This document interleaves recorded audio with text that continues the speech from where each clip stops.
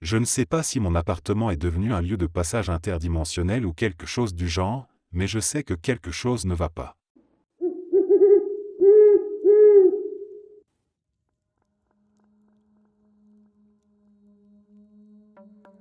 Je venais tout juste de déménager de chez mes parents pour m'installer enfin dans mon propre appartement. Après des années à rêver d'indépendance, ce moment était arrivé, et mes parents m'avaient fait le plus beau cadeau possible, un ordinateur en kit, celui que j'avais toujours rêvé d'avoir. En tant que développeur pour une grande boîte de jeux vidéo, c'était essentiel d'avoir une machine puissante, mais c'était aussi une sorte d'accomplissement personnel. J'avais passé toute la soirée à le monter pièce par pièce, méticuleusement. La tour était imposante, avec une carte graphique dernier cri, un processeur puissant et un éclairage LED qui donnait à ma chambre une ambiance futuriste. J'étais fier, excité, impatient. Lorsque tout fut enfin en place, j'appuyai sur le bouton de démarrage, prêt à savourer cet instant. Mais au lieu du ronronnement familier et discret des ventilateurs ou du bip rassurant, l'écran s'illumina d'une lumière vive, d'un bleu turquoise si intense qu'elle baigna toute la chambre d'une lueur surnaturelle. Jamais je n'avais vu un écran produire une telle couleur, encore moins une telle intensité. Un frisson glacial parcourut ma colonne vertébrale. Quelque chose n'allait pas. Avant même que je puisse réagir, je sentis une pression étrange, comme si une main invisible venait de se poser fermement sur mon torse, me repoussant en arrière. Ce n'était pas électrique, ce n'était pas magnétique, c'était physique, inexplicable. Ma chaise roula violemment vers l'arrière et je me retrouvai projeté de l'autre côté de la chambre, le souffle coupé, le cœur battant à tout rompre. En panique, je me levai d'un bond. Mon cerveau cherchait une explication logique mais ne trouvait rien. La lumière de l'écran brillait toujours, intense, menaçante. Chaque pas vers lui était un effort considérable, comme si une force invisible tentait de me repousser encore. Je tendis la main vers la prise électrique pour couper le courant, certain que c'était un problème de tension ou un court-circuit dangereux.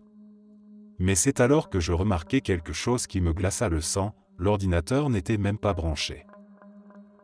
L'écran brillait de sa propre énergie, autonome, comme si la réalité elle-même avait décidé de glitcher. Mon cerveau n'arrivait pas à comprendre ce qu'il voyait. Je reculai lentement, terrifié et fasciné à la fois, puis, comme si la magie s'éteignait d'elle-même, la lumière disparut subitement, laissant la chambre dans un silence lourd, oppressant. Je restai là, immobile, essoufflé, à fixer la machine comme si elle allait reprendre vie d'un moment à l'autre. Je finis par rassembler mon courage pour rebrancher l'ordinateur et l'allumer à nouveau. Cette fois, tout se déroula parfaitement, comme si rien de tout cela n'avait eu lieu. Jamais je n'ai compris ce qui s'était passé ce soir-là. Je ne sais pas si c'était un phénomène surnaturel, un bug dans la matrice, ou simplement mon esprit qui avait déraillé.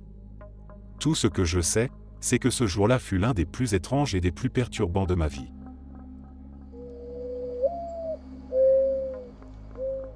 Mon copain et moi étions partis en vacances dans les montagnes en Pologne. Pour accéder à ces montagnes, on emprunte des calèches tirées par des chevaux. Après notre journée de balade, nous attendions avec d'autres touristes que les calèches reviennent nous chercher pour nous ramener. Pendant que tout le monde attendait sur le chemin principal, moi, j'étais un peu en retrait, à la lisière de la forêt, à chercher des insectes. Il y avait pas mal de monde ce jour-là, donc plusieurs calèches seraient nécessaires.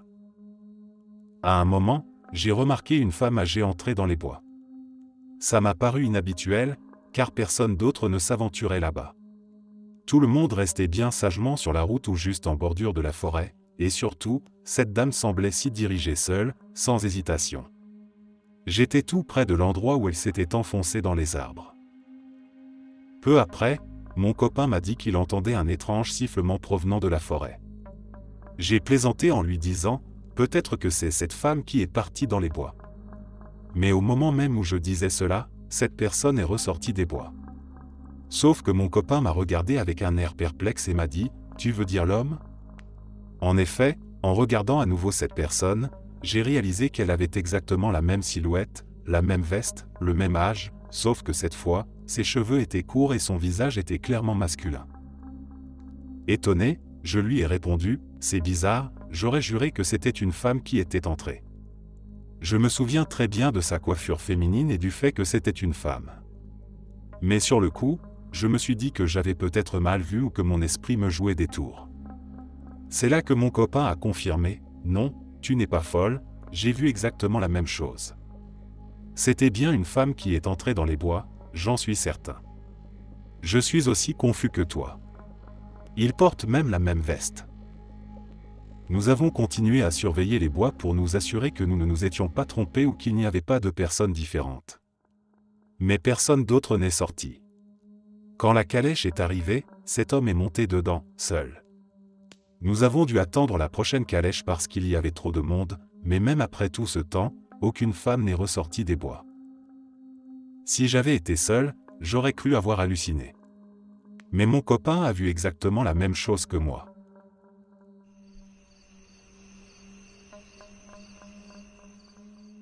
Hier, à 17h, j'étais plongé dans une partie du nouveau mode OG sur Fortnite, en pleine discussion vocale sur Discord avec mes amis.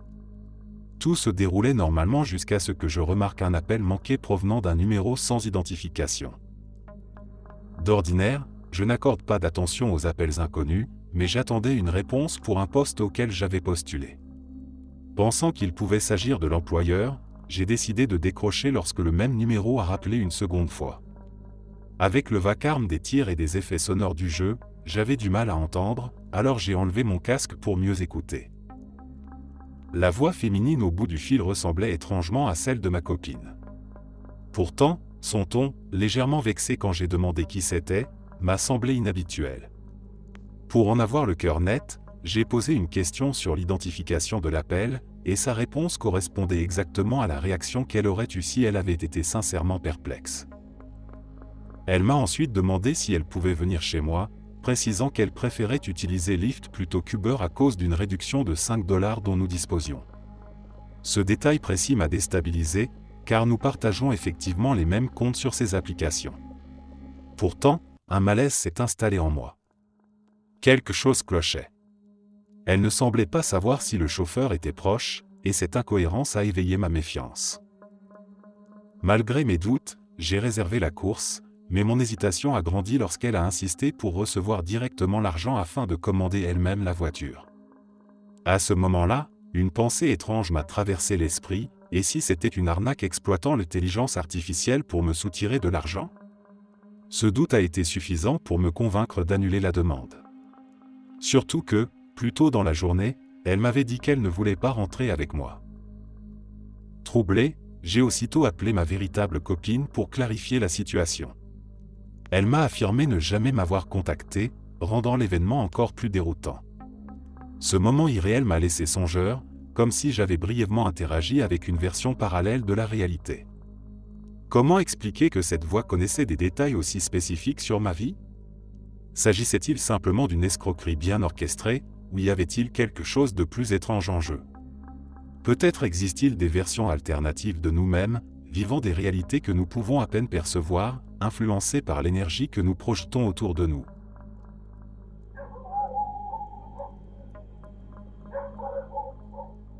Avant de raconter cette histoire, il est important de préciser que nous étions tous parfaitement sobres.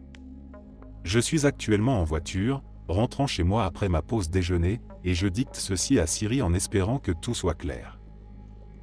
C'était l'été dernier, lors d'un grand voyage organisé entre amis au lac Powell.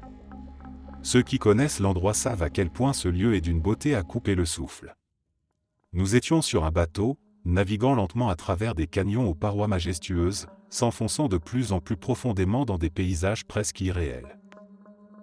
À un moment donné, une pensée étrange m'a traversé l'esprit, comme si je me disais intérieurement que ce décor était tellement beau qu'il en devenait presque artificiel, comme si une force supérieure ou un artiste l'avait minutieusement façonné.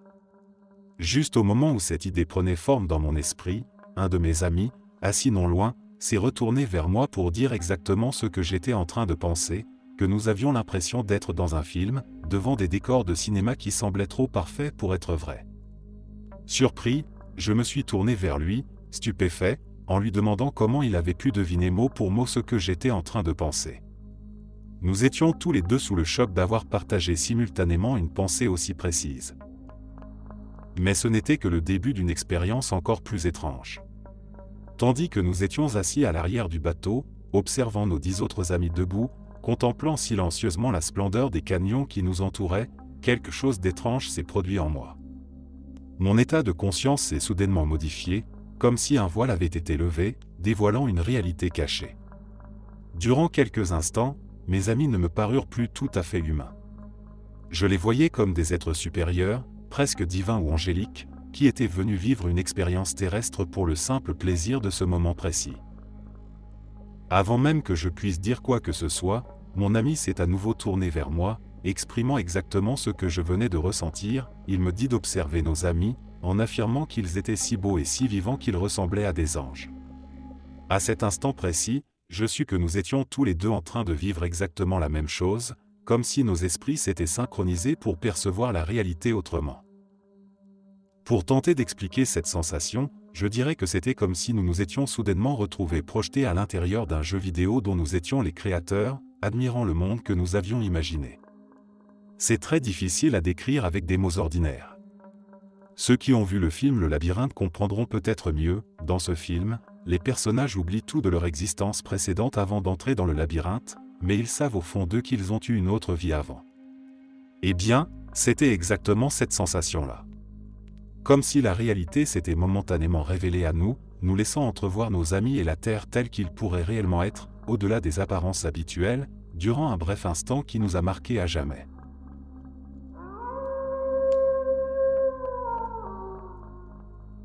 Cette histoire s'est déroulée il y a déjà quelques années, mais chaque fois que j'y repense, un frisson étrange me parcourt.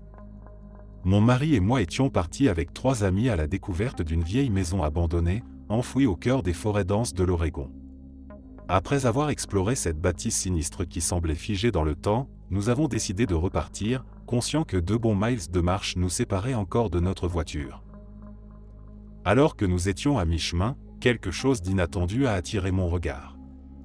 Au bord du sentier, je vis une personne assise, recroquevillée sur elle-même, secouée de sanglots profonds.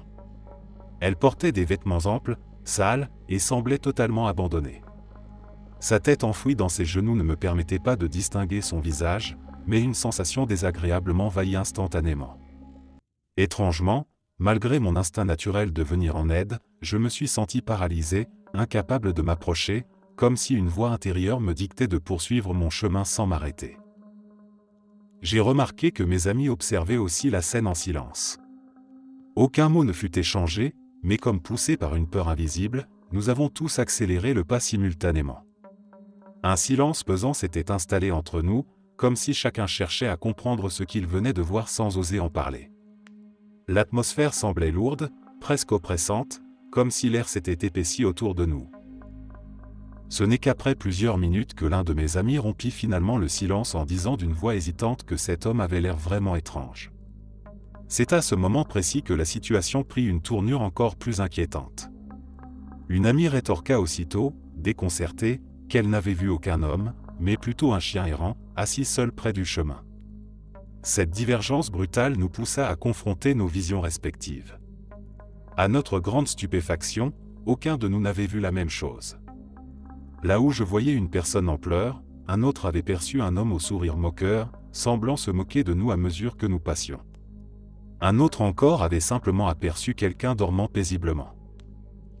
Ce phénomène inexplicable nous plongea dans une profonde confusion, comme si chacun d'entre nous avait vécu une réalité différente au même moment, au même endroit. Aujourd'hui encore, je n'ai aucune explication rationnelle à offrir.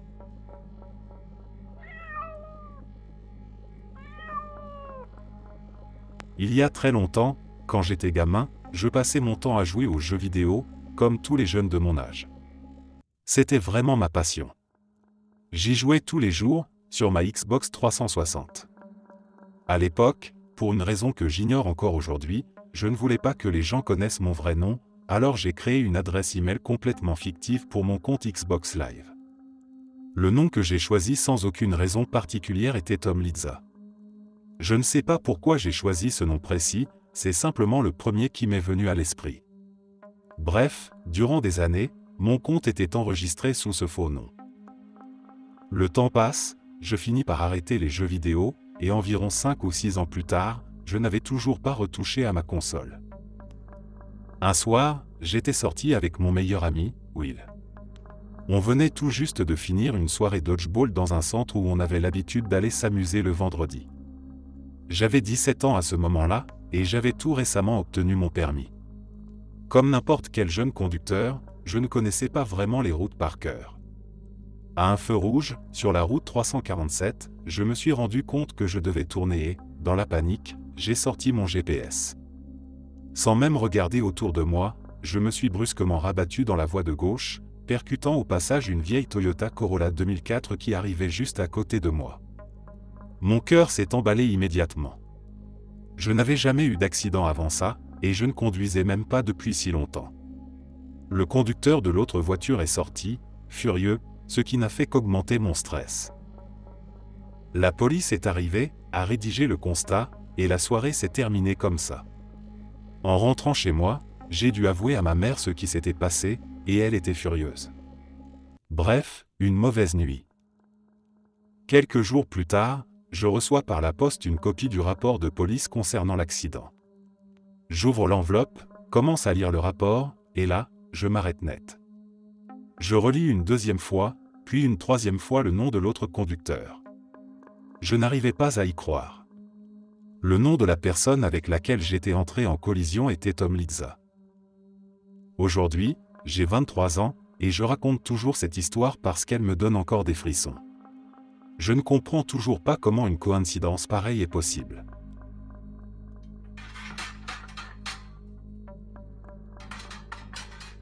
J'aimerais vraiment obtenir une explication rationnelle, parce que je n'arrive toujours pas à comprendre ce qui s'est passé. Avant toute chose, je précise que je suis tout à fait saine d'esprit, mais j'ai simplement besoin de mettre un terme à cette énigme qui m'obsède depuis. Cette histoire remonte à environ 7 ans. Depuis toujours, je suis passionné par tout ce qui touche au paranormal. J'ai remarqué, avec le temps, que plus on est ouvert à ce genre de choses, plus on fait l'expérience d'événements déroutants. Mais rien de ce que j'avais vécu auparavant n'arrive à la cheville de ce que je vais vous raconter maintenant. Un soir, ma sœur est venue chez moi après son travail. Elle avait terminé à 17h30 et voulait qu'on passe un moment ensemble, car on avait toutes les deux été débordés récemment et n'avions pas eu le temps de nous voir. On était juste nous deux, et comme d'habitude, elle a proposé une partie de cartes autour d'un café, une tradition entre nous depuis notre enfance. J'ai pris un jeu de cartes et j'ai commencé à les mélanger, quand elle m'a demandé de regarder l'heure sur mon téléphone, puisqu'elle devait rentrer assez tôt pour être au travail à 7h le lendemain matin. Elle avait perdu son téléphone quelques jours auparavant. J'ai jeté un œil à l'écran, il était 18h10. Elle m'a alors demandé de surveiller l'heure pour qu'elle puisse partir vers 20h45 afin de laver son uniforme à temps. J'ai accepté, et on a commencé par jouer au rami. Nous ne buvions pas d'alcool, ne prenions aucune drogue, juste une partie de cartes tranquille à discuter de tout et de rien, du boulot, des garçons, bref, des banalités. Rien ne semblait inhabituel. On a joué pendant ce qui nous a paru au moins 2 bonnes heures. Impossible de se tromper sur ce ressenti, surtout après environ 16 à 18 manches de rami, puis une partie de poker, parce qu'on commençait à s'ennuyer de l'autre jeu. Tout était normal, jusqu'à ce qu'un phénomène inexplicable se produise. D'un seul coup, j'ai ressenti quelque chose d'extrêmement étrange. La lumière dans la pièce a semblé s'assombrir légèrement, et une sensation électrique très intense m'a traversé, partant du bas de ma colonne vertébrale pour remonter jusqu'au sommet de mon crâne. C'était si fort que mon corps a sursauté involontairement. Je me suis tourné vers ma sœur, qui me fixait avec des yeux grands ouverts, visiblement consciente que quelque chose clochait. Sans réfléchir, j'ai lâché à voix haute, « Il y a quelque chose qui ne va pas. Quelque chose de vraiment anormal. » Elle n'a même pas réagi, mais elle m'a juste dit d'un ton étrangement calme, « Regarde l'heure. » Sa réponse m'a paru totalement décalée, mais j'ai obéi et pris mon téléphone. En voyant l'heure affichée sur l'écran, j'ai senti un mélange de choc et d'angoisse m'envahir. « C'est impossible, ça ne peut pas être ça, » ai-je murmuré. Mon téléphone devait sûrement glitcher, ou quelque chose comme ça. J'ai décidé d'allumer la télévision pour vérifier. Ma sœur, intriguée, continuait à me demander ce qui se passait. Je ne répondais pas, répétant juste que c'était impossible. Et lorsque la télé s'est allumée, l'heure s'est affichée en haut de l'écran, 18h29. En voyant cela, ma sœur est devenue aussi bouleversée que moi. Ça ne peut pas être vrai. Ton téléphone indique la même heure? Je lui ai montré l'écran. Dans un geste de panique, j'ai sorti mon ordinateur portable, puis même une vieille montre rangée dans un tiroir. Tous ces appareils confirmaient la même chose, 18h29. Comment était-il possible que seulement 20 minutes se soient écoulées alors que nous avions clairement joué pendant au moins 2 heures? Je lui ai demandé combien de temps elle pensait qu'on avait passé à jouer, et elle m'a répondu qu'elle ressentait exactement la même chose que moi, 2 heures minimum. On est resté là, immobile, totalement perdu et abasourdi, incapable de trouver une explication logique à ce qui venait de se produire. En parler nous mettait très mal à l'aise, comme si aborder le sujet rompait une sorte de tabou ou de réalité qu'on n'aurait jamais dû toucher. Finalement, ma sœur a tenté de détendre l'atmosphère en plaisantant, disant qu'au moins, cela nous laissait 2 heures de plus pour rester ensemble. On a essayé d'oublier cet événement troublant, mais honnêtement, depuis ce jour-là, je me demande sans cesse ce qui a pu se passer. Je n'ai jamais trouvé de réponse satisfaisante, et c'est toujours aussi perturbant aujourd'hui. Ces derniers temps, je me suis plongé dans pas mal d'histoires étranges, et ça m'a fait réfléchir à la possibilité que j'ai moi-même vécu quelque chose de similaire. En y repensant, je me suis rendu compte que c'était effectivement le cas, même si ce que j'ai vécu est loin d'être aussi spectaculaire ou effrayant que la plupart des témoignages que j'ai pu lire. Je suis pourtant de nature très sceptique, mais ce phénomène en particulier me laisse perplexe à chaque fois que j'y pense. La famille de ma copine habite assez loin de chez nous, donc il m'arrive souvent de conduire pour aller leur rendre visite. Et à chaque fois, sans exception, lorsque nous repartons pour rentrer chez nous, il se produit quelque chose de très étrange. C'est très précis, ça n'arrive que lorsque nous quittons la ville où vit sa famille pour rentrer chez nous. À chaque fois, exactement au même endroit, je vois le même homme en train de promener son chien. Vous allez me dire que c'est tout simplement sa routine quotidienne et qu'il s'agit juste d'une coïncidence, mais là où ça devient vraiment troublant, c'est que ça se produit à n'importe quelle heure de la journée ou de la nuit. Que nous passions à 15h de l'après-midi ou à 23h du soir, il est toujours là, au même endroit précis, tournant exactement au même coin de rue au moment où nous passons. On dirait littéralement qu'il apparaît soudainement, comme s'il était un personnage dans un jeu vidéo qui spawn toujours au même endroit à notre approche. C'est tellement régulier que ça en devient presque absurde. Chaque fois, on en parle dans la voiture, se demandant à voix haute si on va encore le croiser. Et sans exception, il est là, fidèle au poste. Je joue beaucoup aux jeux vidéo, et franchement, si je voyais ça dans un jeu, je critiquerais sérieusement le manque de variété des personnages non-joueurs. Un jour, je pense sérieusement à m'arrêter, à descendre de la voiture, et à lui demander poliment à quelle fréquence il promène son chien. Après tout, qui sait? Peut-être que de son côté, il se dit exactement la même chose, mais bon sang, à chaque fois que je sors promener mon chien, cette voiture blanche passe au même moment.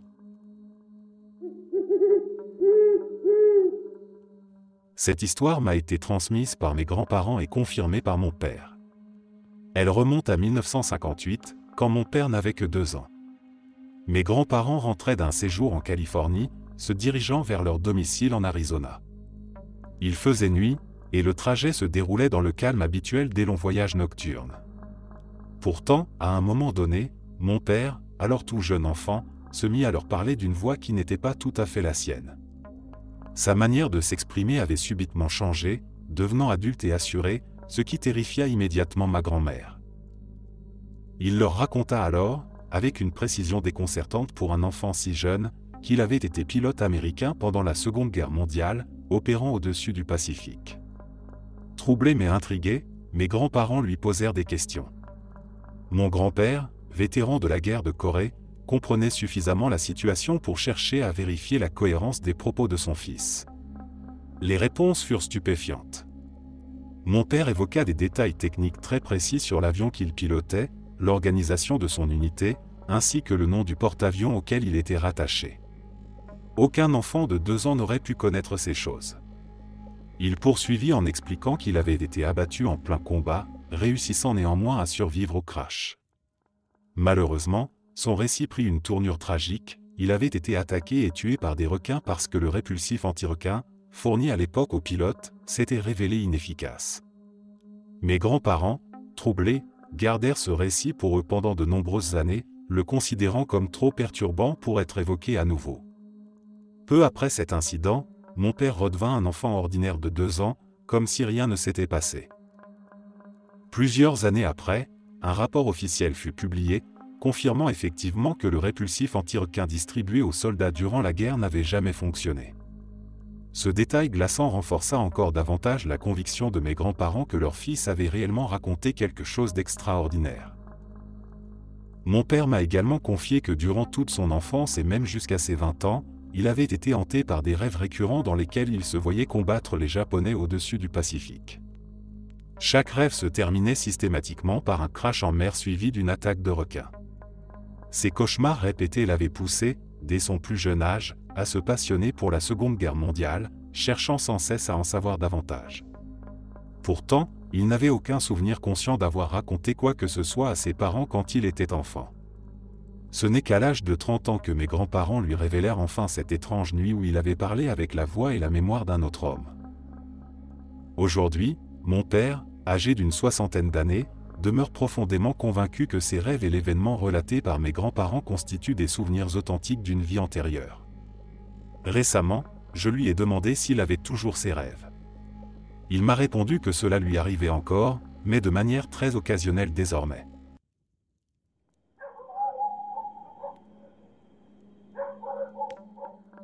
Adolescent, j'avais beaucoup de liberté. Je n'en abusais pas souvent, ce qui permettait à ma mère, qui m'élevait seule, de me faire confiance. J'étais très extraverti à l'époque, passant mes soirées à rendre visite à mes amis, avant de rentrer entre 23h et minuit. Chaque nuit, mon trajet de retour était exactement le même.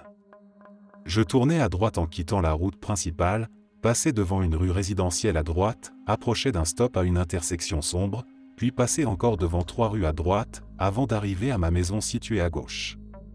Je garais ensuite ma Honda Civic au fond de l'allée, près du garage. Curieusement, je peux encore ressentir la sensation du levier de vitesse manuel dans ma main droite. Chaque nuit, sans exception, je grillais le stop de cette intersection sombre. Jamais je ne m'arrêtais, simplement parce qu'il n'y avait jamais personne d'autre dans ce quartier tranquille à cette heure tardive. Jamais. Pourtant, une nuit, sans raison apparente, je me suis brusquement arrêté à ce stop. Je ne sais pas pourquoi j'ai fait ça. C'était comme un réflexe soudain, sans aucune explication logique. J'ai freiné si brutalement que mes pneus ont crissé sur le bitume. Au même instant, à ma grande stupéfaction, une voiture a surgi de nulle part, tous feux éteints. Elle traversa l'intersection à une vitesse folle, le pied au plancher, exactement au moment où, si je n'avais pas freiné, j'aurais été en plein milieu de son chemin. Le véhicule allait si vite dans l'obscurité que je n'ai même pas pu décrire le modèle à ma mère. Une chose est certaine, si je ne m'étais pas arrêté ce soir-là, j'aurais été percuté de plein fouet, du côté conducteur, et probablement réduit en miettes. Depuis ce jour, je me suis toujours arrêté complètement à ce stop. Mais cette expérience m'a marqué à jamais. Je me suis mis à réfléchir à ces présences invisibles qui, peut-être, vivent parmi nous. Sont-elles réelles ? Si c'est le cas, comment parviennent-elles à intervenir aussi précisément dans notre vie ? Je n'ai aucune autre explication rationnelle à cet événement.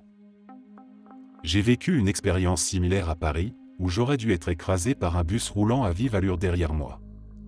Ces 2 incidents me hantent encore, et même si je tente de les comprendre, je n'y parviens pas. Et ce ne sont pas les seuls.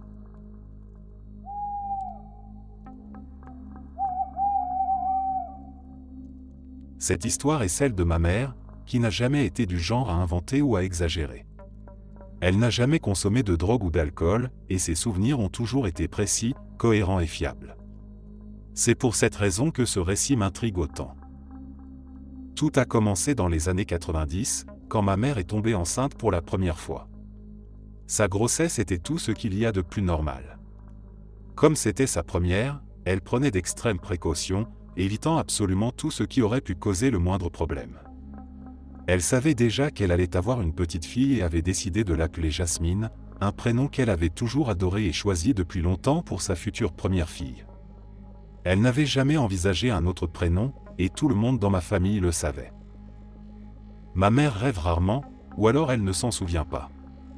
Pourtant, vers le 7e ou 8e mois de sa grossesse, elle a vécu ce qu'elle a décrit comme « le rêve le plus réaliste de sa vie ». Elle se trouvait dans une pièce entièrement blanche avec 2 petites filles âgées d'environ 7 à 9 ans. L'une des 2 fillettes avait des traits asiatiques, la peau claire, les cheveux noirs et lisses, et était extrêmement énergique et bavarde. Dès que ma mère est apparue, cette fillette s'est mise à s'exclamer « Choisis-moi, choisis-moi », répétant cela sans cesse, pleine d'enthousiasme. Mais l'attention de ma mère fut rapidement attirée par l'autre petite fille, presque l'opposé de la première. Celle-ci avait la peau sombre, les cheveux bouclés, et était très calme et réservée. Elle n'avait pas prononcé un mot depuis le début du rêve. Ma mère s'approcha donc d'elle, intriguée, et lui demanda doucement comment elle s'appelait. La fillette lui répondit simplement « Paris ». Ma mère se souvient encore d'avoir pris sa main, et d'avoir vu un immense sourire illuminer le visage de la petite Paris. C'est à cet instant précis qu'elle se réveilla. Sur le moment, ma mère n'a pas accordé beaucoup d'importance à ce rêve. Elle l'a rapidement oublié, continuant sa vie comme si de rien n'était. Mais environ une semaine plus tard, toute la famille s'était réunie pour manger au restaurant, et c'est là que tout a basculé. Mon cousin, qui avait alors 11 ou 12 ans, s'est approché de ma mère pour lui parler du bébé. C'était inhabituel parce qu'il ne s'intéressait jamais à sa grossesse auparavant, contrairement à mes cousines. Mais elle a répondu gentiment à ses questions. À la fin de leur conversation, mon cousin a demandé s'il pouvait toucher le ventre de ma mère. Elle accepta naturellement, mais ce qui suivit la déstabilisa totalement. En posant sa main sur son ventre, il fixa ma mère dans les yeux et lui demanda soudain « Tu vas l'appeler Paris ?» Cette question a glacé ma mère sur place. Personne, absolument personne, ne connaissait son rêve. Jamais elle n'avait mentionné le prénom Paris, ni elle, ni personne de la famille auparavant. Surprise et confuse, elle lui demanda de répéter. Il répéta « Est-ce que tu vas l'appeler Paris ?» Troublée, elle lui demanda pourquoi il disait cela, mais il haussa simplement les épaules et retourna s'asseoir, désintéressé. Ma mère n'a jamais pu oublier cet instant. C'est à ce moment précis qu'elle décida de renommer son bébé Paris, au lieu de Jasmine. Elle sentit que c'était un signe, une sorte de message de l'univers. Et c'est là que l'histoire devient encore plus incroyable. Je suis né, portant le prénom Paris. Des années plus tard, ma mère m'a confié que je ressemblais exactement à la petite Paris de son rêve. J'ai la peau sombre, des cheveux bouclés, et j'étais, surtout enfant, très calme et réservé. Plus tard encore, ma sœur est née, et ma mère l'a nommée Jasmine, comme elle l'avait toujours voulu à l'origine. Et devinez quoi? Ma sœur ressemble en tout point à la petite fille sans nom du rêve, asiatique, peau claire, cheveux noirs et lisses, extrêmement énergique et bavarde, exactement comme dans le rêve. Évidemment, nous avons des pères différents, mais comment ce rêve pouvait-il le savoir à l'avance? Est-ce que tout était déjà planifié?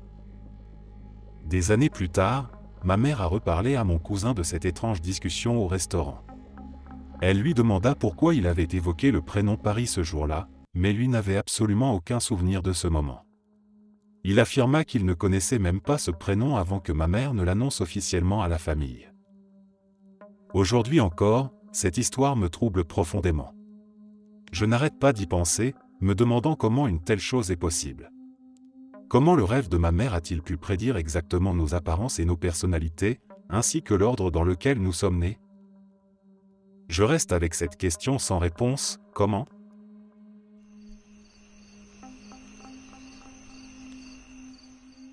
Depuis quelques semaines, j'avais pris l'habitude, lors de mes trajets en voiture, d'observer les piétons au passage piéton. Je remarquais souvent ce geste devenu presque automatique, dès que le feu passait au vert, beaucoup plongeaient la main dans leur poche pour sortir leur téléphone, marchant tête baissée sans trop prêter attention au reste. Rien d'extraordinaire à cela, simplement une petite observation banale du quotidien. Aujourd'hui, alors que j'étais au volant avec ma fille âgée de 5 ans, nous nous sommes arrêtés à un feu rouge. Sur le trottoir, attendant son tour pour traverser, se tenait un homme tout à fait ordinaire. Il portait une veste en jean, une casquette noire, des lunettes, et devait mesurer environ 1,90 m. Rien en lui ne semblait particulièrement remarquable. Pourtant, une idée amusante m'est venue à l'esprit, je voulais impressionner ma fille en lui montrant que je pouvais prédire un geste de cet inconnu. Certain de la surprendre, je lui dis, en désignant discrètement l'homme, qu'au moment où le feu passerait au vert, celui-ci allait glisser la main dans sa poche, en sortir son téléphone et le regarder en traversant. Le feu passa au vert, et l'homme commença à avancer sur le passage clouté. Comme prévu, sa main s'enfonça dans sa poche. Mais à ma grande stupéfaction, il l'a immédiatement ressorti, sans téléphone. Au lieu de ça, il s'est brusquement tourné vers moi, m'a directement regardé droit dans les yeux, puis m'a pointé du doigt avec un sourire amusé, bouche ouverte, comme pour me dire « je t'ai eu ». Ma fille éclata de rire devant ce spectacle inattendu, tandis que je restais complètement abasourdi. Pendant les 10 secondes qui suivirent, incapable de détacher mes yeux de cet inconnu, je demeurais figé, sans voix, essayant vainement de comprendre ce qui venait de se passer. En redémarrant, je jetai un dernier regard vers lui alors que nous le dépassions. Il continuait de sourire, visiblement très amusé par ma confusion. Depuis, cette scène ne cesse de tourner en boucle dans ma tête. Les vitres de ma voiture étaient fermées, la radio jouait en fond sonore, et ma voix était à peine audible. Je ne criais pas, je n'avais même pas haussé le ton. Et lui se trouvait à bien 5 ou 6 mètres de distance. Je ne parviens toujours pas à expliquer comment il a pu m'entendre ou deviner exactement ce que j'étais en train de prédire. C'était littéralement impossible.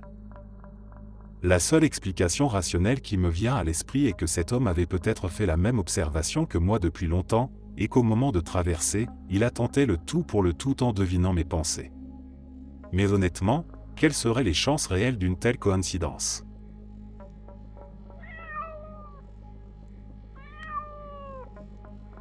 C'était en décembre, et je n'ai toujours pas réussi à comprendre ce qui s'est passé ce soir-là. Je rentrais chez moi en voiture, tard dans la nuit, vers minuit environ. Je conduis une Dodge Charger 2008, une voiture que j'adore, mon vrai bijou. En temps normal, il m'arrive de rouler à toute vitesse sur ces routes de campagne en terre, mais ce soir-là, j'étais plus prudent. À peine 60 km/h. Pourquoi ? Parce que j'habite au milieu de nulle part, une région connue pour son mauvais réseau téléphonique et pour ses nombreux cerfs, qui ne sont pas les créatures les plus intelligentes sur Terre. Malgré la pleine lune, qui éclairait tout comme en plein jour, je préférais rester vigilant. Je connais cette route par cœur, pour l'emprunter presque tous les jours, surtout les endroits où les cerfs ont l'habitude de traverser. Tout allait bien au début.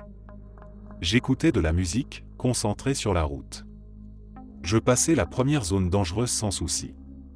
Je balayais la route du regard, rien à gauche, rien à droite, et soudain, un énorme cerf a jailli de nulle part devant ma voiture. Il devait courir à pleine vitesse, car je ne l'ai même pas vu approcher. Tout s'est passé tellement vite que je n'ai même pas aperçu ses pattes, juste son corps massif qui traversait ma trajectoire à toute allure. Même à 20 km/h, je l'aurais percuté. Je n'ai eu absolument aucun temps de réaction. Je l'ai heurté de plein fouet, en plein centre. La ceinture s'est bloquée violemment, m'arrachant l'épaule sous le choc. J'ai clairement vu la tête du cerf se plier sur le côté et rebondir contre le capot de ma Charger, puis disparaître brutalement sous la voiture. J'ai senti les pneus passer sur lui, suivi d'un bruit affreux de frottement métallique, mon véhicule étant très bas. Pendant une fraction de seconde, j'ai même senti la résistance de son corps sous le plancher avant un dernier soubresaut et un retour à la douceur du gravier. Cette sensation était si vive, si réelle, que j'étais surpris que les airbags ne se soient pas déclenchés. Mon estomac s'est noué en imaginant les dégâts infligés à ma voiture. J'ai déjà vu les dégâts causés par des collisions avec des cerfs. Je suis sorti, récupérant mon pistolet. Oui, je suis un gars de la campagne, et même si je voulais abréger les souffrances du cerf, tirer quelques balles dans cette stupide créature aurait été étrangement apaisant, vu l'état dans lequel je pensais trouver ma voiture. Je me suis dirigé vers l'avant, appréhendant le spectacle. Mais il n'y avait rien. Absolument rien. Pas une trace de poil, pas une goutte de sang, aucun pare-choc cassé ni calandre brisé. Même la bosse sur le capot avait disparu comme par magie. Interloqué, je me suis accroupi pour regarder sous la voiture, aucune trace non plus. Je me suis relevé, perplexe, et j'ai commencé à inspecter la route avec ma lampe de poche, cherchant le cadavre du cerf. Encore rien. Pas la moindre trace de sang, aucune empreinte, aucun signe de collision ou de freinage. Le gravier était parfaitement lisse, comme si rien ne s'était jamais produit. À ce moment précis, j'ai réalisé que même la douleur à mon épaule s'était volatilisée. Je suis remonté dans ma voiture en cherchant une explication rationnelle, comme une fuite de gaz d'échappement ou quelque chose du genre, mais le lendemain, un contrôle chez le garagiste a exclu cette hypothèse. Je ne consomme pas de drogue, je n'étais ni ivre ni fatigué, et je n'ai aucun antécédent psychiatrique. Pourtant, rien n'explique ce qui s'est passé. Je reste encore très troublé par ce phénomène. La sensation d'avoir percuté ce cerf était tellement réelle que je n'arrive pas à croire que ce ne fut qu'une hallucination. Peut-être un bug dans la matrice, un saut dans une autre réalité, ou un reset de l'univers. Quoi qu'il en soit, même si je ne comprends toujours pas ce qui est arrivé, je suis reconnaissant que ma voiture de rêve soit intacte, tout comme moi.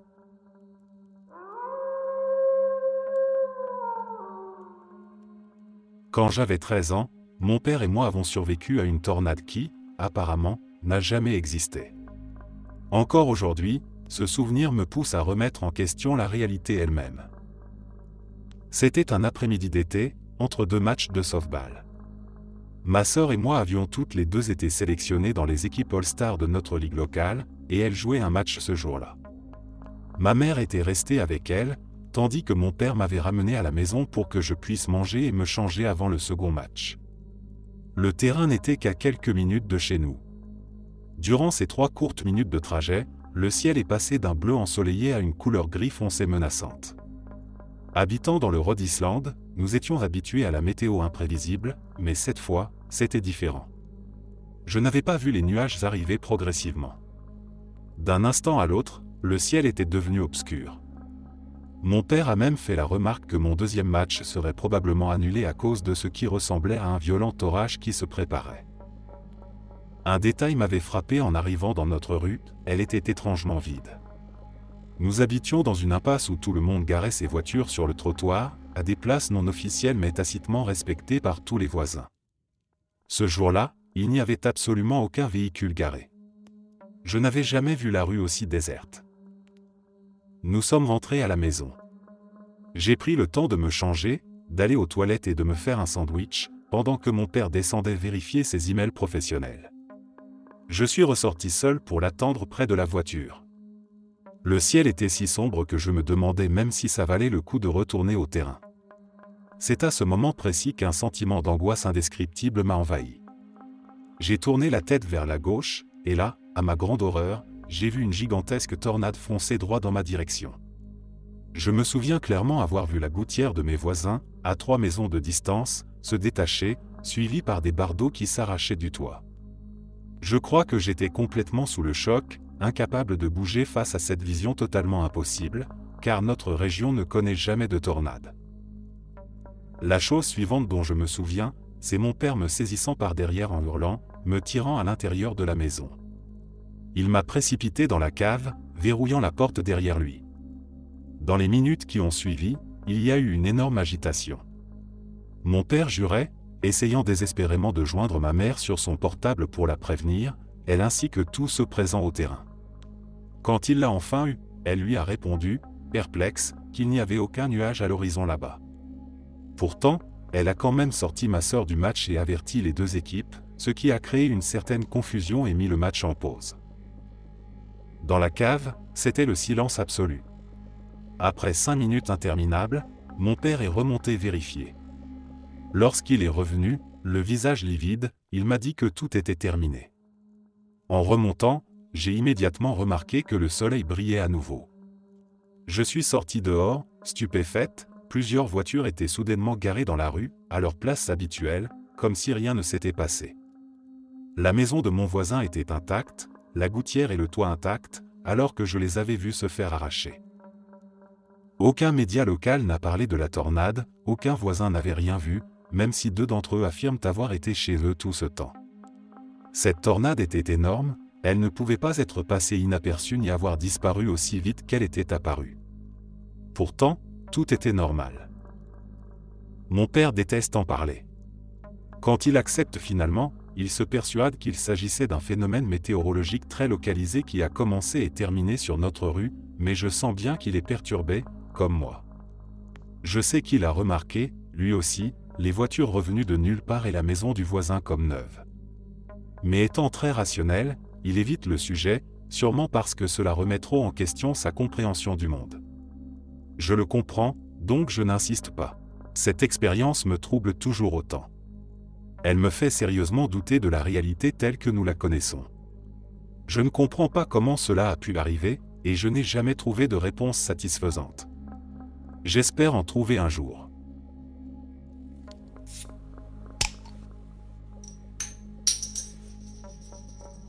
Je travaille dans une pizzeria de restauration rapide, une des grandes chaînes connues, et j'étais le responsable de la fermeture ce soir-là, le 20 avril 2021. Ce soir-là, il n'y avait que moi et mon livreur de fermeture. Mon livreur était parti pour une livraison, quand une commande est arrivée sur l'écran, une commande en ligne, donc je n'ai parlé à personne au téléphone. J'ai préparé les 2 pizzas et l'accompagnement, les ai placées dans le four, puis je suis allé attendre près du poste de découpe en attendant qu'elles soient prêtes à sortir. Pendant que j'attendais là, j'ai entendu un énorme bruit venant de la zone de plonge, à l'arrière du magasin. C'était une barre métallique qui venait de tomber au sol, celle que nous utilisons habituellement pour séparer les bacs d'ingrédients sur la ligne de préparation. C'était très bruyant et ça m'a fait sursauter parce que j'étais complètement seul dans le restaurant à ce moment-là. Intrigué, mais franchement un peu flippé, je suis allé voir. En arrivant au coin de la plonge, j'ai vu la barre posée sur le sol, là où elle était tombée. J'étais tellement perturbé que j'ai même filmé la scène pour l'envoyer à ma femme, juste pour lui montrer à quel point la situation était bizarre.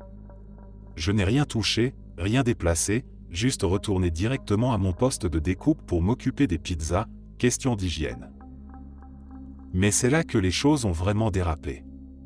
Quand je suis revenu au poste, j'ai emballé l'accompagnement et une des pizzas, la pâte fine.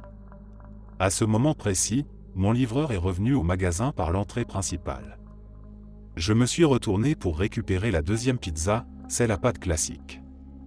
Je l'ai coupée, emballée, puis je lui ai dit que sa commande était prête à partir. Mais en me retournant vers le four, j'ai vu qu'une autre pizza sortait lentement de l'autre côté. Je n'avais pourtant préparé qu'une seule commande, 2 pizzas et un accompagnement. Mais là, devant moi, il y avait une troisième pizza qui sortait du four, une copie identique de la pizza à pâte fine que je venais d'emballer. Ma première pensée a été que mon livreur l'avait préparée en douce, mais ce n'était pas possible, puisqu'il venait tout juste de rentrer sous mes yeux. Je lui ai demandé, en sachant déjà la réponse, mais j'étais tellement perturbé que je voulais en avoir le cœur net. Il a rigolé et m'a dit évidemment que non, puisqu'il revenait à peine de sa livraison. Sans vraiment réfléchir, j'ai coupé cette pizza en parts, par réflexe. Je sais, c'est bizarre, mais c'est une habitude. Pourtant, ni lui ni moi ne voulions la manger parce qu'on ne comprenait pas comment elle était arrivée là. Finalement, je l'ai jetée. Mon livreur est reparti avec sa commande, mais j'étais profondément troublé pour le reste de la soirée. Je n'ai aucune idée de ce qui s'est passé ce soir-là. Peut-être qu'il y a eu un croisement avec un univers parallèle quand cette barre en métal est tombée au sol, déclenchant quelque chose d'inexplicable. Tout ce que je sais, c'est que je travaille pour cette chaîne de pizzeria depuis 10 ans, dans ce magasin précis depuis 3 ans, et jamais rien de tel ne m'était arrivé avant.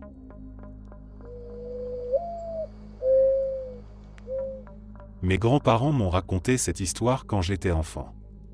Ils ne sont plus là aujourd'hui, mais leur récit m'a marqué profondément, car c'étaient 2 des personnes les plus sceptiques que j'ai jamais connues, et mon grand-père n'était vraiment pas du genre à raconter des histoires. Ils m'ont parlé d'un jour où ils faisaient une balade en voiture autour de leur maison de vacances, dans le Michigan, juste pour découvrir un peu les environs. Le temps était épouvantable ce jour-là, avec une pluie battante si intense qu'on ne voyait presque rien à travers les vitres. Pourtant, à un moment, alors qu'ils avançaient lentement sur la route, la pluie s'arrêta brusquement, laissant place à un soleil éclatant, avec un ciel parfaitement dégagé, comme s'il venait de franchir une frontière invisible. À cet instant précis, ils remarquèrent qu'ils arrivaient dans une petite ville, ce qui les étonna un peu car ils ne se souvenaient pas qu'il y avait un village à cet endroit précis. Curieux, ils décidèrent d'y faire une pause pour manger un morceau. En sortant de leur voiture, la première chose qui les frappa fut le silence absolu qui régnait, alors même que les rues étaient peuplées. Ce n'était pas un silence habituel. C'était un silence pesant, étrange, presque oppressant. Ma grand-mère remarqua immédiatement que les habitants se déplaçaient sans interagir les uns avec les autres. Chacun regardait fixement devant lui, le corps raide, les visages totalement inexpressifs. Personne ne parlait ni ne souriait, ce qui lui donna un sentiment de malaise immédiat. Mon grand-père, ancien combattant de la guerre de Corée, était un homme courageux, pas facilement impressionnable. Il essaya donc de rassurer ma grand-mère en l'emmenant dans un restaurant à proximité, convaincu que ces gens étaient juste un peu particuliers. Mais en entrant dans le restaurant, ils furent à nouveau frappés par le même phénomène, silence complet, clients immobiles et sans émotion, assis très droits, portant mécaniquement leur couvert à leur bouche. La serveuse qui les accueillit ne dit pas un mot, se contentant de les conduire à leur table, leur donnant des menus en silence, puis se tenant devant eux, attendant leur commande avec un regard vide. Ils commandèrent sans jamais entendre le son de sa voix, ce qui acheva de paniquer ma grand-mère. Malgré tout, mon grand-père continua à minimiser la situation, même s'il commençait à ressentir un étrange inconfort. En quittant le restaurant pour retourner à la voiture, mon grand-père remarqua qu'un cinéma projetait le film Patton, un film qu'il voulait absolument voir depuis longtemps. Il réussit à convaincre ma grand-mère, qui était toujours très anxieuse, que tout allait bien, et qu'il n'y avait rien à craindre. Ils se dirigèrent vers la billetterie, où la caissière, sans dire un seul mot, leur tendit leur ticket. En entrant dans la salle obscure, ils furent glacés d'effroi, tous les sièges étaient occupés par des gens immobiles, silencieux, le dos parfaitement droit, le regard fixe sur un écran vide. Seules 2 places restaient libres, en plein milieu de la salle, comme si on les attendait. Cette vision fut la goutte d'eau qui fit déborder le vase. Un sentiment d'horreur inexplicable envahit mon grand-père. Il attrapa immédiatement la main de ma grand-mère et se précipita hors du cinéma en courant jusqu'à leur voiture. Il démarra aussitôt, quittant précipitamment la ville. À l'instant même où ils dépassèrent la limite du village, la pluie se remit à tomber avec la même violence qu'avant, effaçant le soleil. Ma grand-mère regarda alors par la vitre arrière, la ville avait totalement disparu. Ils essayèrent de retrouver cette ville plus tard, mais ils ne l'ont jamais retrouvée, comme si elle n'avait jamais existé. Mes grands-parents étaient très rationnels, et je suis certain que mon grand-père ne m'a jamais menti. Il n'a jamais réussi à comprendre ou à expliquer ce qu'ils avaient vécu ce jour-là. Je ne raconte pas souvent mes histoires, mais je viens de repenser à celle-ci, et comme je n'ai jamais eu l'occasion d'en parler à personne, je la partage ici. Ça s'est passé il y a des années, mais je m'en souviens comme si c'était hier. J'étais avec mon copain de l'époque, et on attendait le bus sur une grande avenue. À un moment donné, j'ai aperçu une vieille dame qui marchait dans notre direction depuis très loin. Quelque chose en elle a immédiatement capté mon attention. Elle était petite, âgée, et elle avançait en boitant légèrement mais avec une rapidité surprenante et une détermination que je ne m'expliquais pas. Je ne sais pas pourquoi, mais j'avais l'impression qu'elle me regardait droit dans les yeux, même si elle était encore loin de nous.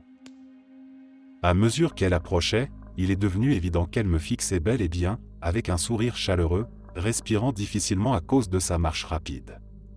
Elle a traversé la rue sans me quitter des yeux, et est venue droit vers moi, comme si elle me connaissait depuis toujours. Arrivée devant moi, elle a posé ses mains sur mes épaules et m'a dit avec une certitude absolue, « Tu es la seule propriétaire de ton corps. » Elle est restée là, en me souriant, comme soulagée d'être arrivée juste à temps pour me délivrer ce message. Il n'y avait rien d'effrayant dans son comportement, seulement une grande sincérité. J'étais très confuse, alors je lui ai demandé ce qu'elle voulait dire par là.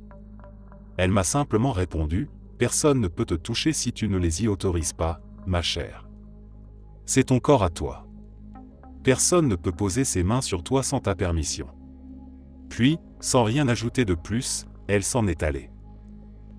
Le plus troublant, c'est que ce jour-là, précisément, fut la première fois que mon ex-copain a été physiquement violent envers moi. Cette rencontre m'est restée gravée en mémoire depuis. Je ne dis pas que cette femme était un ange ou quoi que ce soit du genre. Peut-être était-elle simplement une vieille dame un peu folle mais avec un sens du timing incroyable. Quoi qu'il en soit, je n'ai jamais oublié ces paroles.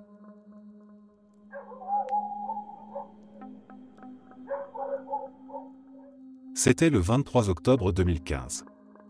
J'étais tranquillement en train de jouer à un jeu sur mon ordinateur, quand soudain, j'ai aperçu par la fenêtre du salon une sorte d'éclair lumineux venant de mon balcon. Sur le coup, j'ai pensé que le transformateur électrique du quartier avait explosé ou quelque chose comme ça. Curieux, je me suis levé pour aller voir ce qui s'était passé, mais avant même que j'arrive à la porte, quelqu'un a sonné. J'ai ouvert, et là, devant moi se tenait l'une de mes vieilles amies canadiennes. J'étais sous le choc. Ses cheveux étaient en bataille, elle avait des ecchymoses partout sur le visage, et portait une veste en cuir très abîmée. Elle semblait complètement paniquée. Sans même me laisser le temps de réagir, elle m'a tendu en toute hâte une enveloppe, me disant que je devais absolument lire et suivre les instructions qu'elle contenait. Je n'ai pas eu le temps d'articuler le moindre mot qu'elle était déjà en train de s'enfuir dans l'escalier. J'ai immédiatement tenté de la suivre, mais elle a disparu dès qu'elle a atteint le dessous du balcon. Le temps d'arriver en bas des marches et de me retourner, elle n'était déjà plus là. Je l'ai cherchée dans les endroits où elle aurait pu se cacher, mais impossible de la retrouver. J'ai supposé qu'elle avait dû sauter par-dessus la clôture à l'arrière. Déconcerté, j'ai décidé de l'appeler sur son portable, pensant entendre sa sonnerie quelque part à proximité. Aucune sonnerie, mais à ma grande surprise, elle a décroché. Je lui ai raconté ce qui venait de se produire, mais elle m'a pris pour un fou. J'ai insisté, agacé par ce que je pensais être une mauvaise blague. Pour prouver qu'elle était bien chez elle, je lui ai demandé de passer en appel vidéo. Elle a accepté et là, sous mes yeux, elle était effectivement chez elle, au Canada, à des milliers de kilomètres, sans aucune blessure et les cheveux impeccables. Impossible qu'elle ait pu arranger ça en 2 minutes, le temps où je la cherchais. Je me suis dit que c'était probablement une étrange coïncidence, peut-être un sosie ou quelque chose comme ça, et on a raccroché. De retour à l'intérieur, j'ai ouvert l'enveloppe pour voir ce qu'elle contenait. J'y ai trouvé un papier sur lequel était scotché une clé USB et 8 comprimés emballés dans un film plastique. Il y avait aussi une note écrite à la main qui disait « Salut, ce serait trop long à expliquer. Peux-tu me renvoyer ça par la poste ?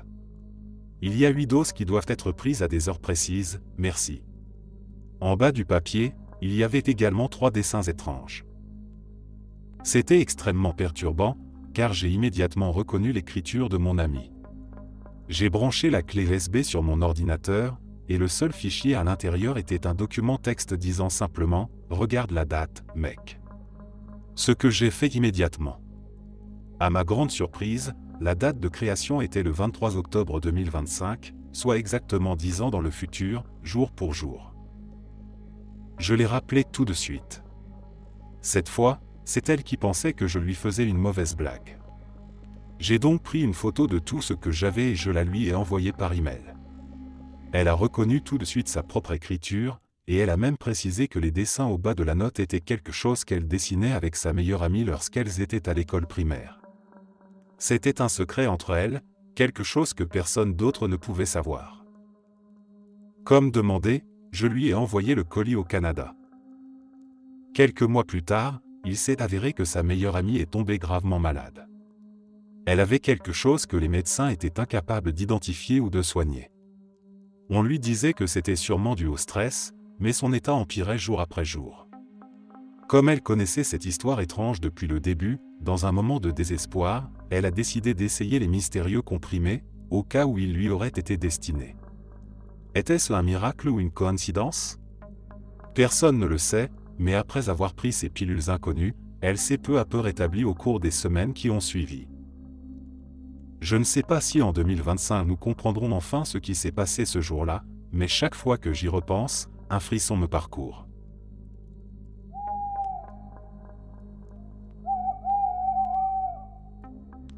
À 15 ans, mon frère avait 18 ans, et nous avions passé un week-end chez mon oncle et ma tante, qui venaient d'acheter une grande maison en pierre datant du début des années 1800, dans une région très rurale. Le voyage avait duré quelques heures en voiture avec nos parents. La maison n'était pas entièrement rénovée, alors ma chambre pour le week-end était le salon, où l'on avait préparé le canapé pour moi. Nous avons passé une soirée très ordinaire, un bon repas en famille, puis tout le monde est allé se coucher. Je me suis endormi normalement, me réveillant parfois dans la nuit et remarquant les braises dans la cheminée. Je m'en souviens bien, car je n'avais jamais dormi devant un feu auparavant, et ça me semblait presque irréel, comme dans un film. Le lendemain matin, dès que j'ai ouvert les yeux, au lever du soleil, j'ai eu un sursaut et un gros coup d'adrénaline. Tout le salon avait complètement changé de disposition. Le canapé sur lequel je dormais n'était plus en face de la cheminée, mais positionné perpendiculairement, regardant vers une autre partie de la pièce. Les fauteuils étaient alignés proprement, faisant face au canapé, et le grand tapis au sol avait été tourné dans l'autre sens. Je pouvais entendre les adultes déjà réveillés dans la cuisine à côté, alors je me suis précipité hors du lit pour leur demander pourquoi et comment ils avaient changé tous les meubles pendant que je dormais. Mais ils ont ri en me disant que je devais être très fatigué la veille, parce que rien n'avait bougé dans le salon. Nous avons discuté un peu, mais ils insistaient tellement qu'à force, j'ai fini par me dire qu'ils avaient peut-être raison. Peu après, mon frère s'est réveillé et nous avons pris le petit déjeuner tous ensemble. Ensuite, alors que lui et moi retournions vers le salon, il s'est arrêté net dans l'encadrement de la porte et s'est exclamé « Eh ! Qui a déplacé tous les meubles ?» J'étais complètement sous le choc. On a discuté quelques minutes, et je lui ai expliqué que j'avais eu exactement la même réaction, mais que les adultes avaient affirmé que rien n'avait bougé. Il m'a décrit en détail la disposition des meubles telle qu'elle était la veille, exactement comme je m'en souvenais. Alors, je l'ai obligé à retourner avec moi dans la cuisine pour leur en parler, mais là encore, ils n'ont rien compris à ce qu'on leur disait et pensaient qu'on plaisantait. Ils n'avaient aucune explication logique. Impossible que ce soit une farce, j'ai toujours eu le sommeil léger, et le canapé était vieux et très lourd, tout comme le tapis qui couvrait quasiment toute la pièce. Personne dans ma famille n'était du genre à faire des blagues comme ça, pas même mon frère. Nous avons finalement abandonné, nous disant que c'était sûrement la fatigue. 2 ans plus tard, à 17 ans, nous sommes retournés chez eux, cette fois sans mon frère qui avait déménagé ailleurs. Cette fois, j'ai dormi dans une vraie chambre à l'étage, sans incident particulier. Mais le lendemain matin, en montant dans la voiture avec mes parents pour aller visiter un musée, quelque chose de très étrange s'est produit. Dès que mon père a commencé à conduire, j'ai été totalement perdu, il conduisait du mauvais côté de la route. Quand une autre voiture a approché, j'ai crié, paniqué, « Papa ! Attention !» Mes parents se sont retournés brusquement vers moi, surpris et agacés, me demandant ce qui n'allait pas. J'ai demandé pourquoi il conduisait à gauche, mais ils m'ont regardé comme si j'étais fou, me disant qu'il était bien à droite.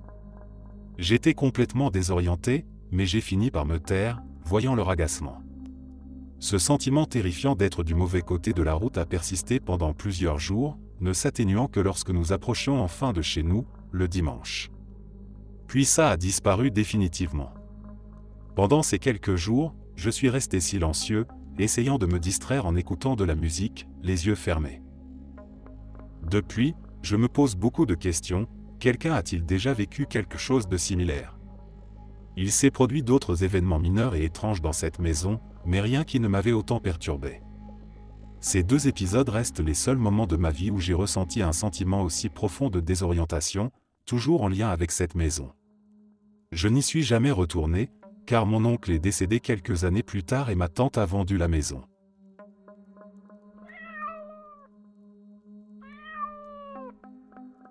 Je tiens à préciser que je ne parle pas des simples bugs informatiques ou des petits dysfonctionnements quotidiens que l'on rencontre tous de temps à autre avec nos appareils électroniques. Ce dont je parle ici est bien plus étrange et intrigant. J'ai remarqué qu'il existe certaines personnes autour de moi qui semblent avoir un effet inexplicable et récurrent sur les équipements électroniques en leur présence. Ce n'est pas juste une fois ou deux, c'est régulier, presque systématique, et toujours avec les mêmes individus.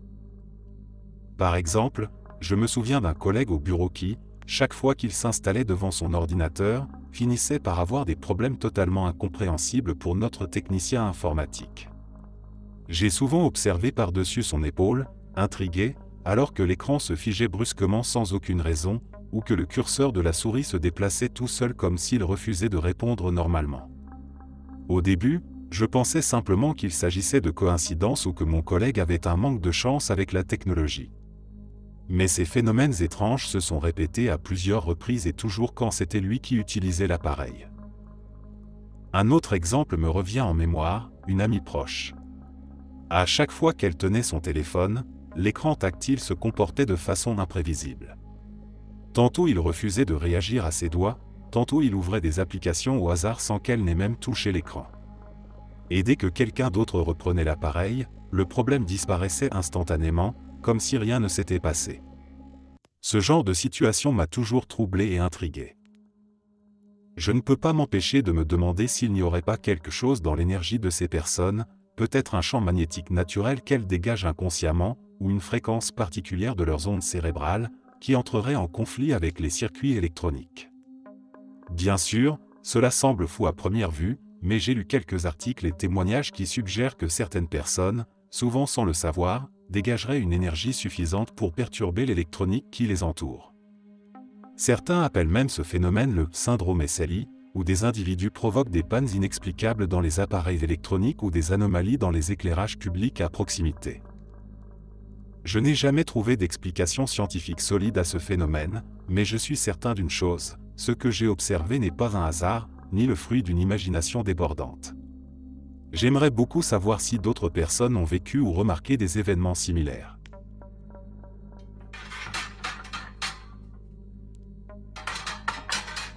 Peu après 7 heures du matin, mon partenaire et moi avons été tirés brusquement de notre sommeil par un son étrange. Une vieille chanson semblait jouer quelque part dans notre appartement, comme un air sorti tout droit des années 50. La voix ressemblait un peu à celle de Johnny Cash, mais encore plus grave, profonde et presque surnaturelle. Une phrase revenait en boucle, « And the sky are grey », répétée 3 fois de suite, accompagnée de quelques gazouillis d'oiseaux en fond. Puis, soudainement, tout s'est arrêté net, comme si quelqu'un venait de couper le son. Nous étions complètement perdus, encore à moitié endormis, incapables de comprendre d'où provenait cette musique. Dans notre appartement, il n'y a que 2 enceintes susceptibles de diffuser du son, une connectée à mon ordinateur, mais elle n'a pas de Bluetooth, et le PC était verrouillé avec tous les sons coupés. Rien n'était ouvert dessus. L'autre possibilité était la barre de son du téléviseur, mais la télévision était éteinte, et la barre de son aussi. Pourtant, le son était fort, bien plus fort que ce que nos enceintes auraient pu produire, même au volume maximum. Depuis, nous essayons de trouver une explication rationnelle, mais aucune ne semble convenir. Nous avons aussi cherché désespérément cette chanson sur Internet, mais rien ne correspond. Ce n'était qu'une boucle, comme si un échantillon sonore s'était mis à glitcher, répétant toujours la même phrase, avec ce petit bruit d'oiseau en arrière-plan. L'expérience était tellement étrange que même en essayant de se rappeler précisément du son, tout reste confus et irréel, comme un rêve interrompu. Tout cela s'est produit il y a seulement 30 minutes, et encore maintenant, nous restons abasourdis, sans aucune réponse à ce mystère.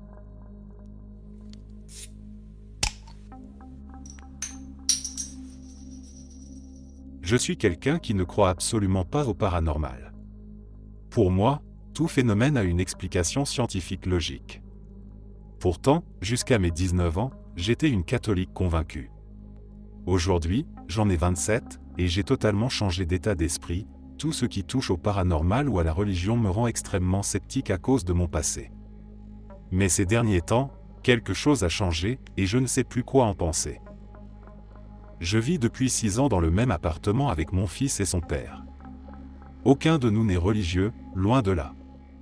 Pourtant, depuis quelques années, il m'arrive fréquemment de voir des choses étranges du coin de l'œil, des sortes d'ombres blanches furtives. Je me suis toujours convaincu qu'il s'agissait simplement d'ombres d'insectes ou de gens passant devant les fenêtres, rien de plus. Mais il y a 2 mois, un événement s'est produit, et depuis, je n'arrive pas à m'en remettre. Rien que d'y penser, les larmes me viennent aux yeux. Je sais que personne ne me croirait dans ma famille, et j'ai besoin d'en parler. Un soir, j'étais allongé sur mon canapé dans le salon, en train de lire des articles sur mon téléphone, avec une série Netflix qui tournait en fond sonore. Juste avant ça, le père de mon fils m'avait dit qu'il sortait juste dehors pour fumer une cigarette. C'était important qu'il me le précise parce que, parfois, il lui arrivait de sortir rapidement acheter quelque chose au magasin du coin, mais cette fois-ci, il allait juste fumer. 5 minutes plus tard, quelque chose s'est produit, et j'ai encore du mal à écrire ces mots sans ressentir une angoisse profonde. Il est revenu à l'intérieur, m'a regardé d'un air accusateur, presque comme si j'avais fait quelque chose de mal, puis il a traversé le salon pour aller dans la chambre. Dans mon appartement, pour rejoindre la chambre, on doit forcément passer devant la télévision et traverser entièrement le salon.